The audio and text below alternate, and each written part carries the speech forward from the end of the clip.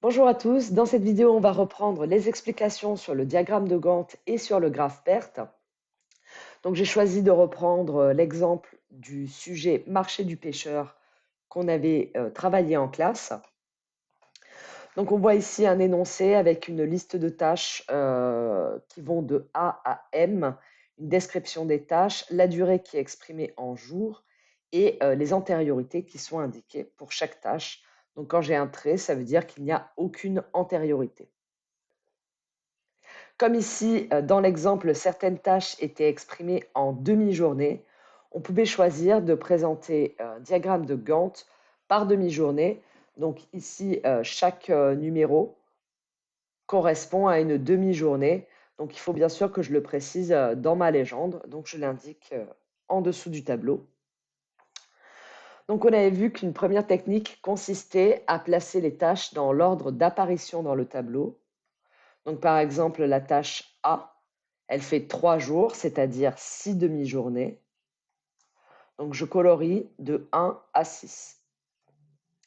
Ensuite vient la tâche B, qui démarre après que la tâche A se soit terminée, c'est-à-dire la 7e demi-journée, et qui va aller donc de 6 à 40 demi-journées plus tard, c'est-à-dire jusqu'à 46. Donc, je vais colorier jusqu'à 46.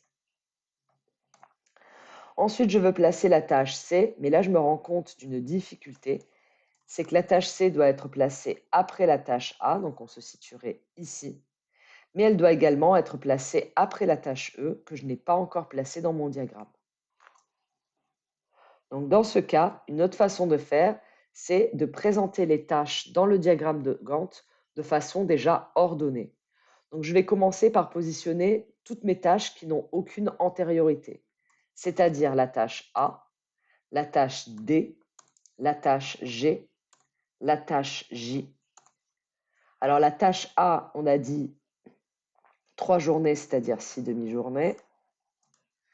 La tâche D, la tâche D, 2 journées, donc 4 demi-journées. La tâche G, une demi-journée. Et la tâche J, une demi-journée. Maintenant, je vais pouvoir placer les tâches qui ont pour antériorité A, D, G et J. Là aussi, si je veux faire un petit classement, les tâches qui commencent plus tôt sont celles qui commencent juste après G ou J, qui sont finies relativement tôt. Donc, je vais essayer de regarder s'il y a des tâches qui ont G en antériorité. Oui, j'ai la tâche H, donc je vais pouvoir la placer. C'est une tâche qui fait 1 jour et demi. Donc, je colorie 3 carreaux après G. Je continue à chercher des tâches qui ont pour antériorité G ou J. Je trouve la tâche K qui dure une journée après la tâche J.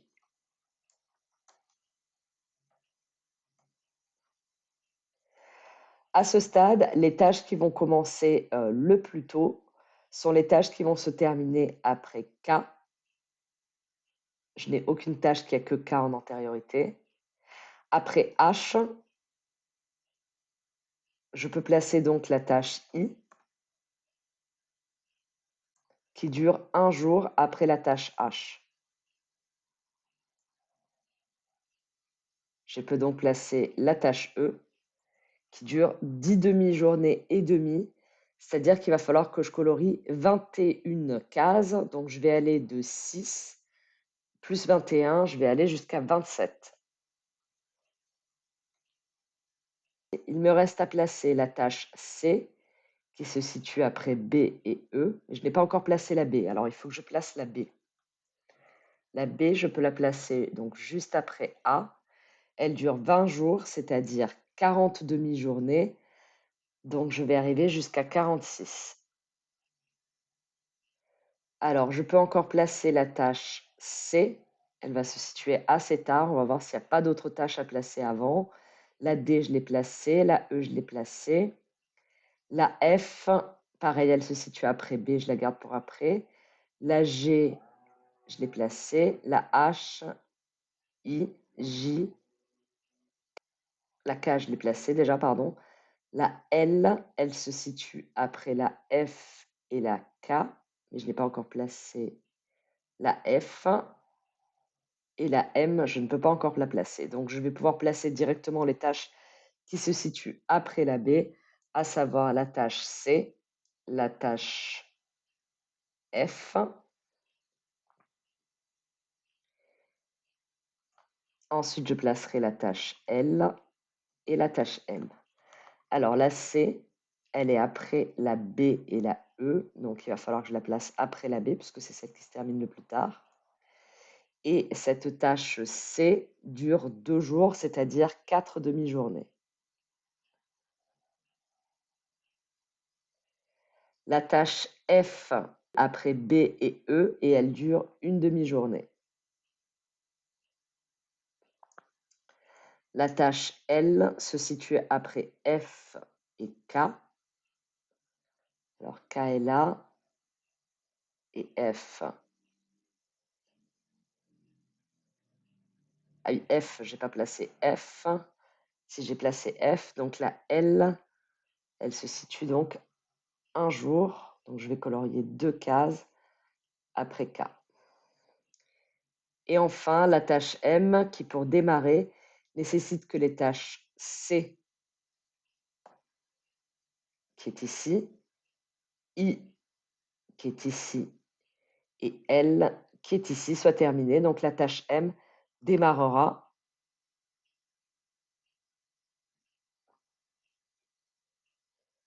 hop, ici. Cette tâche n'a pas de nombre de jours.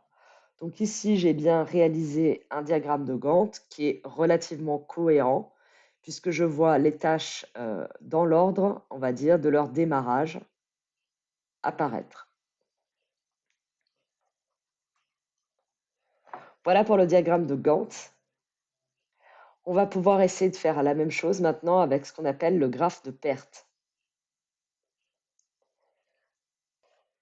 Pour le graphe perte, je me suis fait un petit modèle qui est ici. Donc à chaque fois, on va indiquer à l'intérieur de ce rond, ici la date au plus tôt, c'est-à-dire la date à laquelle va se terminer au plus tôt une tâche. Ici, on va indiquer la date au plus tard, c'est-à-dire la date limite à laquelle doit se terminer la tâche pour que le projet ne prenne pas de retard. Et ici, on indiquera la marge de manœuvre dont on dispose entre la date au plus tôt et la date au plus tard. Donc on commence par une convention en notant ici le début du projet.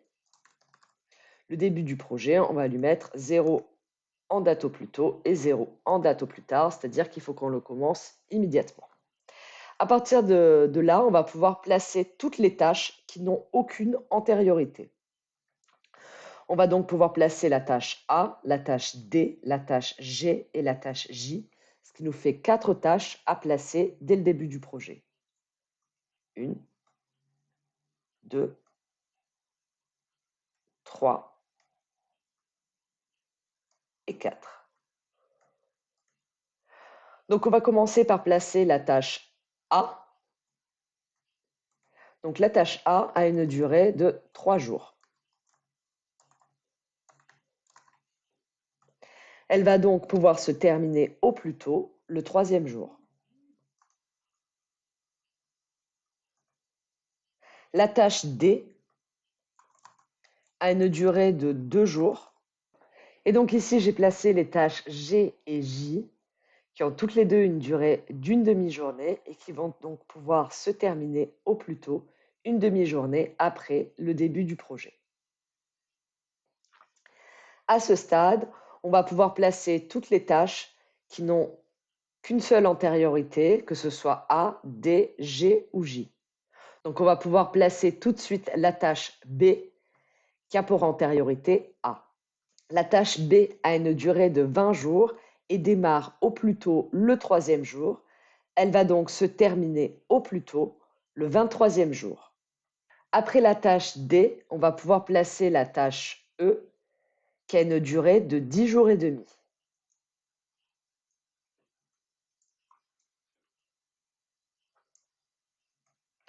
Comme la tâche E démarre après la fin de la tâche D et qu'elle dure 10 jours et demi, elle se terminera au plus tôt au bout de 12 jours et demi.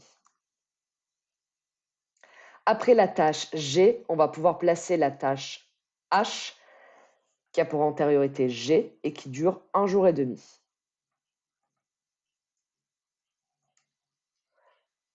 Comme la tâche H démarre après la fin de la tâche G et qu'elle dure 1 jour et demi, elle se termine au plus tôt le jour 2. Et enfin, on va pouvoir placer la tâche K après la tâche J. La tâche K a donc une date au plus tôt, au bout de 1 jour et demi. Nous avons donc placé la tâche A, la tâche B. Si on veut placer la tâche C, il faut la placer après la tâche B et la tâche E. Donc soit ici, soit ici. On va choisir de placer la tâche C après la tâche B, car c'est celle qui a la date au plus tôt, la plus tardive.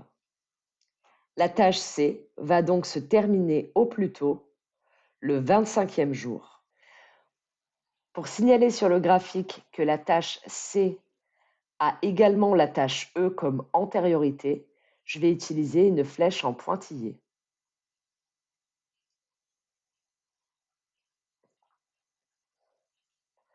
Bon, moi, je vais utiliser une flèche d'une couleur grise. Ici, la tâche fictive E' avec une durée de 0.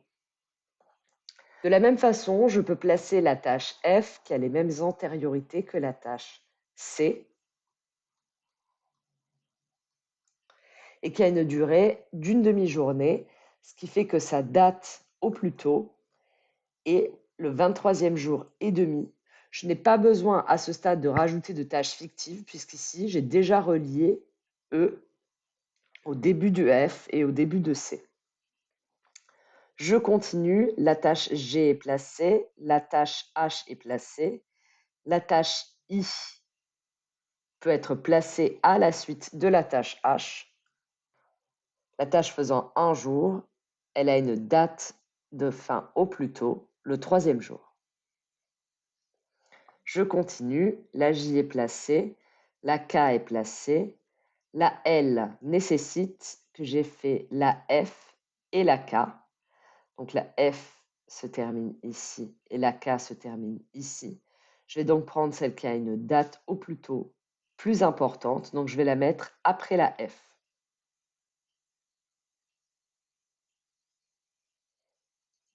J'ai donc placé la tâche L à la suite de la tâche F avec une date de fin au plus tôt qui est au bout de 24 jours et demi, qui correspond à 23 et demi plus 1. Pour signifier que la tâche L a également pour antériorité la tâche K, je vais devoir mettre une tâche fictive qui va de cette tâche au début de L, c'est-à-dire ici.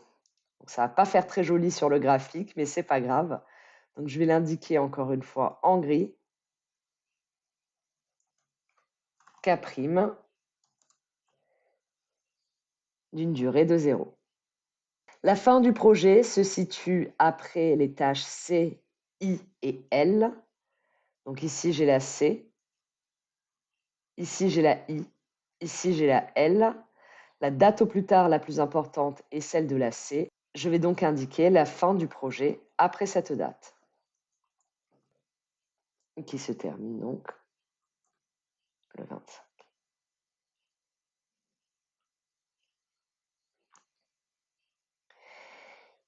Il faut également signaler ici 2 antériorités.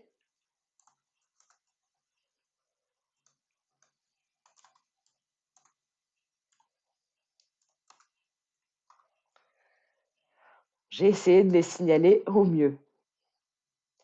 On va donc maintenant pouvoir compléter les dates au plus tard du projet en partant de la fin de celui-ci. Pour remonter ici en arrière depuis la tâche M, j'enlève 0 et je peux donc indiquer ici la date au plus tard, le 25. Ici également, je vais pouvoir indiquer en revenant en arrière 25 moins 0, 25. Ici également, 25. Si je regarde maintenant ici, je vais prendre 25 moins 1 égale 24. Pour remonter encore en arrière, alors ici, je vois que j'ai deux tâches qui se suivent. Donc, je peux faire soit 25 moins 2, ce qui me fera 23, soit 24 moins 0,5, ce qui me fera 23,5. Je vais prendre celle qui a la date au plus tard, la plus petite. Donc, je vais prendre 25 moins 2 égale 23.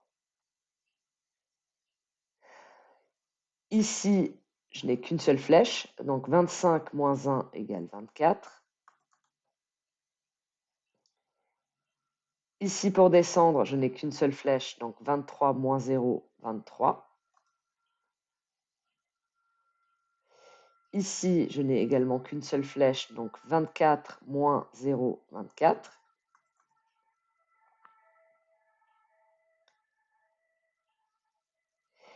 Ici, 23 moins 20 égale 3. 23 moins 10,5 égale 12,5. Ici, 24 moins 1,5 égale 22,5. Ici, 24 moins 1 égale 23. Alors, on va pouvoir maintenant calculer nos marges de manœuvre pour les différentes tâches, donc en faisant la différence entre la date au plus tard et la date au plus tôt.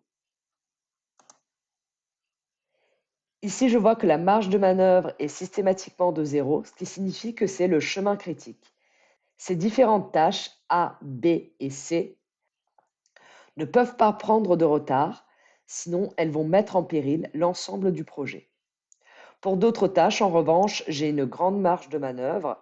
Ici, par exemple, j'ai 10 jours et demi de marge de manœuvre pour terminer la tâche D. Ici également, j'ai 22 jours de marge de manœuvre pour terminer la tâche G. Ici aussi, j'ai 22 jours et demi, également 22 jours et demi de marge de manœuvre, 22 jours, 22 jours, 1 jour et demi, 10 jours et demi et une demi-journée. Voilà pour notre graphe perte.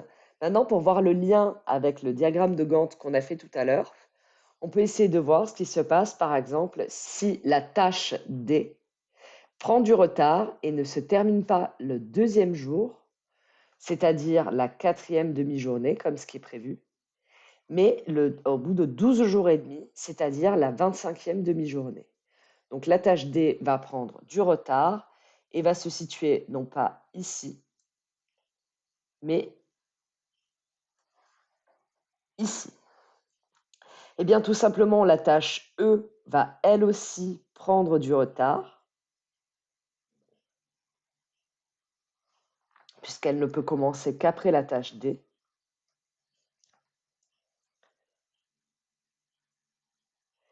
Eh bien, le projet peut se poursuivre par la suite. Merci pour votre écoute et j'espère que cette vidéo vous aura aidé et que vous réussirez à faire sans problème l'exercice suivant. Au revoir.